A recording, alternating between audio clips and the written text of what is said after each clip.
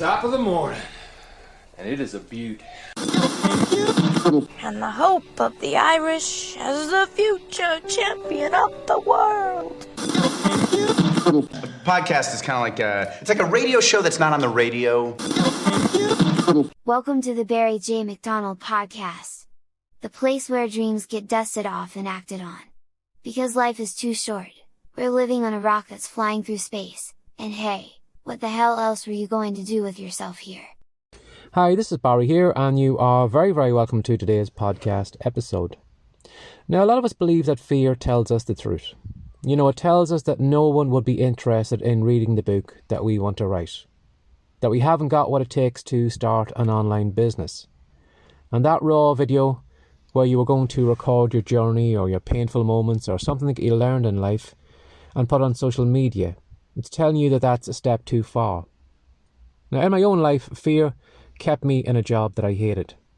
You know, I used to work nights stacking shelves, and I was almost standing on the sideline of the internet watching what other people were doing.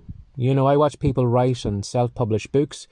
I listened to podcasts and dreamed that, you know, it must be great to have a podcast of your own, but fear told me I couldn't do it. And I used to watch people who used to sell digital products and, you know, make money 24/7. And fear used to tell me, well, I didn't have anything that I could teach anyone. And even if I did record those products and try and sell them, who would give me money for anything I made? You know, fear was telling me that it was protecting me, it was looking out for me, and it was saving me from embarrassment. And sometimes when you have fear telling you all those things, we kind of mistake it for friendship, that it's looking out for us, because that's what friends do. You know, friends point out the dangers, they tell us their best advice, and they don't want us to be unhappy. And yet here was I listening to fear, and I was in my own kind of tiny safe box that I made for myself, where I couldn't be embarrassed, where I couldn't be making any mistakes, and yet it wasn't happy. And sometimes that little box that fear puts us in, it becomes a cage that we feel is keeping us safe, but it's actually a jail that we've put ourselves in. And unlike other prisons, like, you know, where you have the prisoner and you have the jailer, we're the prisoner and the jailer. You know, we long to break free of the jail that we have found ourselves in, and yet we're the one that has the key in our hands. But fear doesn't want us to know that. You know, it makes a case for all the failures. It'll tell you how everything is going to flop, how you aren't going to be successful. You know, it tells you that every coin toss that you're going to make, it's always going to come up wrong. You're always going to be a loser. And it tells us that the world is watching every single thing that we do with bated breath, just to see what we're going to do next. And when we take that move, everybody's going to see it, everybody's going to laugh at it, everybody's going to make fun of it, and it's protecting us. But then I wised up, and you will probably wise up eventually too as well. And you realise that if you're miserable right now, if you're unhappy right now, if you're broke right now, well, what's the difference in being broke, miserable, unhappy, and actually doing the thing that you want to do, and still being broke and miserable and unhappy? But what if you do those things and it actually works out? You know, what if you take a step outside your comfort zone?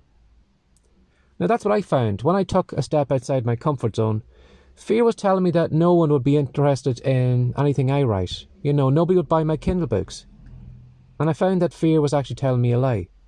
Because when I wrote the book, published it, I found people loved the book and they wanted more of my books. And I found that people actually listened to a podcast that I could make. People actually enjoyed it. And I found that I could actually create digital products. I could actually come up with a good idea, record a series of videos, put it up for sale, and people actually paid me money for something that I made.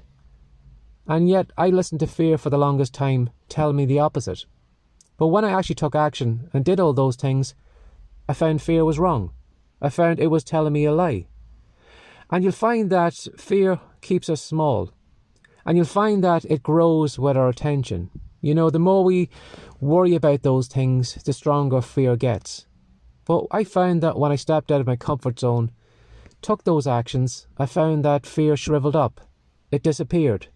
It wasn't there anymore. And that there really was only one person that it was looking out for, and that was itself. It wasn't looking out for me. It wasn't my friend. It wasn't keeping me safe. It just wanted me to stay small. It wanted me to stay where I am. So instead of fear, being your best friend and listening to it, I would say to you that remember that fear is a liar.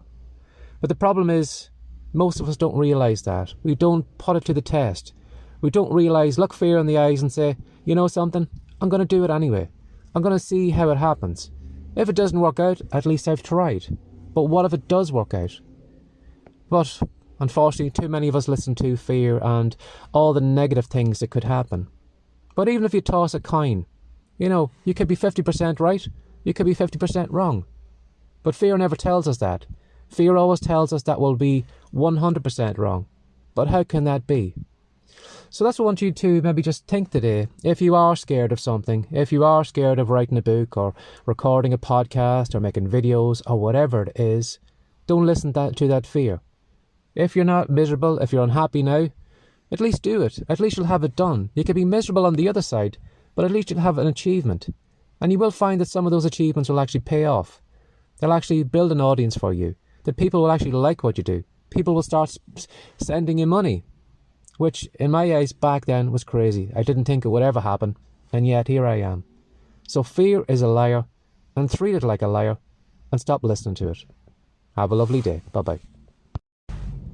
Would you like to know how I went from being a lowly shelf stacker, depressed, no confidence in himself, and how I went from that to becoming a popular children's author, and then on to even greater things, recording and selling my own digital products? If you'd like to find out how I did it, and if you would like to do the same yourself, if you head over to Writecom, that's WRITECOME.com, you'll find a great free report over there, which is called the Online Business Manifesto. And in that report, I'm going to show you the journey I went on from the beginning to where I am right now, and I'm going to show you the 3 business secrets I learned along the way. Now, these secrets aren't secrets that most people talk about. Some people don't even realise that they exist. So if you head over to Writecom, download the free report, you are going to be miles ahead of everyone else who has an online business. Have a lovely day, and I hope you enjoy this episode.